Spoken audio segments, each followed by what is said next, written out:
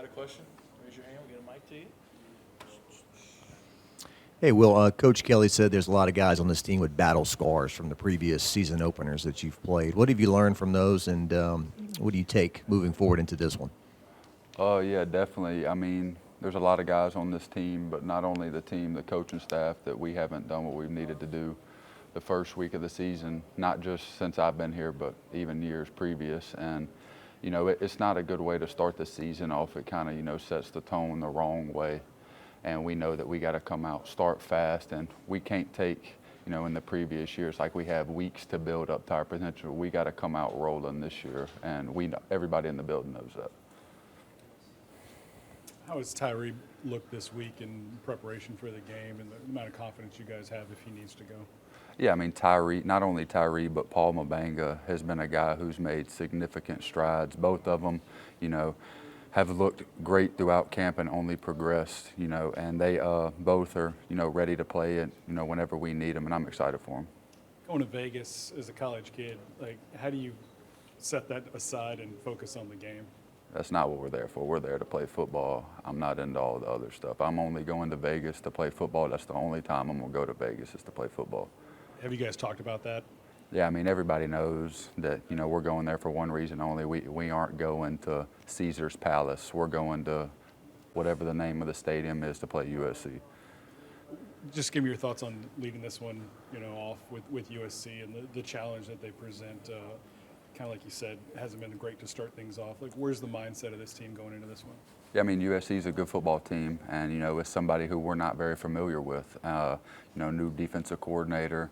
You know, they got a bunch of new playmakers, and like I said, they're a good football team, and we know that we got to come out, execute, and, you know, play our style of football, and, you know, we think if we do that, we're going to be fine. Are you anxious to see what this offense is going to look like against somebody else? I mean, I know what this offense is. I mean, I know the type of playmakers we have and the guys that we have, not only on this offense, but this team. I'm just excited to go hit somebody different than my own teammates. Coach Kelly more than once has said the sum of the parts will be better than some individual pieces, and I guess he means maybe there may not be a Heisman Trophy winner or something like that, but you feel like the offense can be just as potent as it was last year? Yeah, I mean, you know, like Coach Saban said it on TV the other day, you can shake a tree and find players in this state. I mean, we're going to reload. I mean, as much as we love Malik, Brian, Jaden, they're not here. And we can't make an excuse for ourselves because they're not here. Oh, well, we lost because we don't have them. No, we have Kyron Lacey, C.J. Daniels, Xavier, Nutt, like all the guys down the list, Chris. And we have to go and play our football, and all of those guys can take a game over. And we just got to go do that. So have you set any personal goals for this season? If so, what are they? Win a national championship. That's it.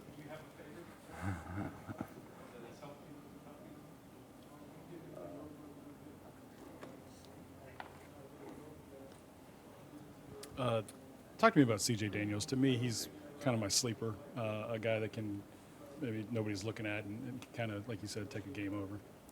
Yeah, I mean, CJ's been a guy who's came in and done nothing but put his head down and work. And, you know, he did everything he's had to do since he's been here. And I think, you know, he could be a big playmaker for us this year in the slot. I mean, and if he's got to go outside, he can. But, I mean, the way that he approaches every practice, the way that he works, the way that he's applied himself, not only on the field, but off the field in the weight room, pushing himself, I'm really excited for him because this is opportunity that everybody wants. And he's got it right here in front of him. I'm excited to see what he does with it. And then just your tight end room, like how much has Mason improved? You came in with him, obviously, so you kind of know where his trajectory is, but also those young dudes. Is that something that everybody after this game is going to be like? Yeah, I mean, I've said it before. We got the deepest tight end room in the country. And, you know, it's not only the deepest, but it's the most versatile. I mean, nobody else in this country has those three dudes in the same room. Nobody has a Trades Green walking around the locker room, a Pimpton walking around, and a Mason, guys that can go and put their face on a DN, but not only blow the head off your best DB. So it really doesn't matter what you ask them to do. They can do it at a high level. If you could describe this offense in one word, what would it be? Let me think of an appropriate word. I'll say explosive. You know, there's a lot of explosive playmakers, not only on the outside, but the inside in our running back room. And, you know, like I said, we're going to run the ball. So, I mean, that's not something we're hiding or, you know, trying to keep quiet. I'm telling everybody right now we are going to run the football. So you can take what you want with that. And, you know, Caleb, Josh, Caden, all these guys, you know, they're all big, powerful, fast guys. And, you know, I'm just excited for them. Emory said that he took pride in you guys kind of leading the way. Do you feel like it kind of starts with you guys? Yeah, I mean, Coach Sloan has preached it, you know, ever since he's got, you know, the OC job, that we're going to start from inside out.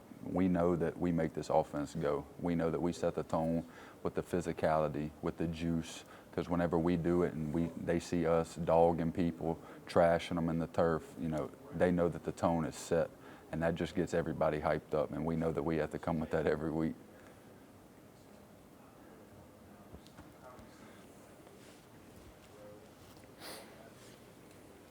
What do you expect from Joe?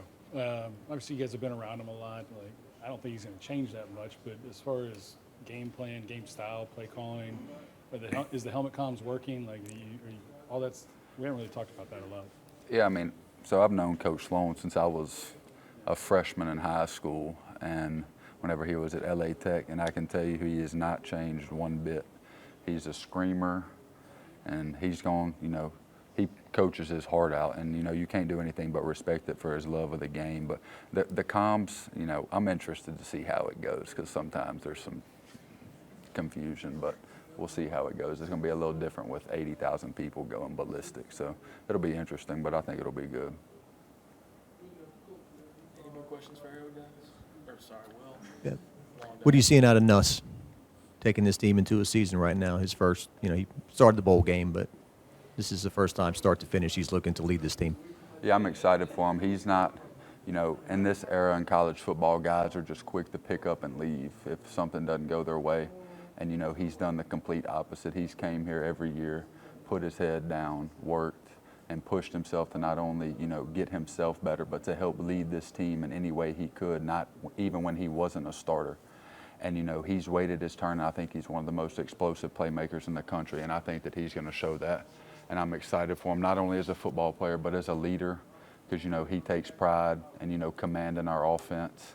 And like I said, I'm just super excited for him. He deserves everything that's about to come his way.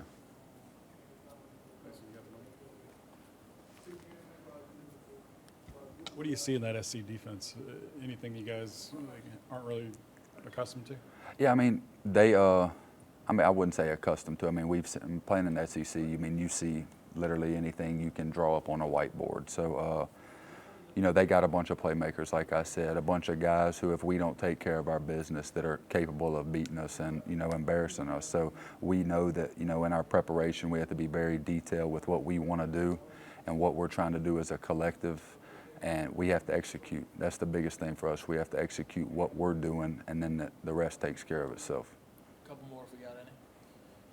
Do you like where this is at, kind of with this team? People not really knowing what to expect out of it, you know, and can they keep it up, kind of thing. Do you I like that? like the underdog. I'm gonna take him every time. Nobody's expecting what they're about to see on Sunday night. And, you know, we're excited for it. Everybody in this room knows, everybody in this building knows what we have in here. And I don't think a lot of the country knows what we have in here. And, you know, like you said, I want people to be like that, because then they're going to be like, whenever it happens, we're going to be like, yeah, that's what we expected. Shot, last one. Coach Kelly has said in the past that you're a man of few words, that you don't talk a whole lot, but it seems like that's changed maybe here in August. You've had some of the best interviews, I think. That soundbite you gave about 10 wins gets people fired and all that, that was pretty good. Are you being more outspoken now as a third-year guy? And Yeah, I mean, I wouldn't say, like, I mean, I always will talk in the interviews, obviously, because I got to answer questions. But, you know, growing up, I was never a guy who, you know, wanted to, you know, be the rah-rah guy. I kind of wanted to lead by the way I work, the way I push myself, the way I approach every day. And not only that, but the way I play, the way I set the tone on the field. And, you know, I knew the next step for me as a leader and this team was for me to become more vocal. And, you know, I still, you know, I'm not going to be a rah-rah guy every day, but whenever I do say something, people need to listen, because I'm not going to say something if it doesn't need to be said.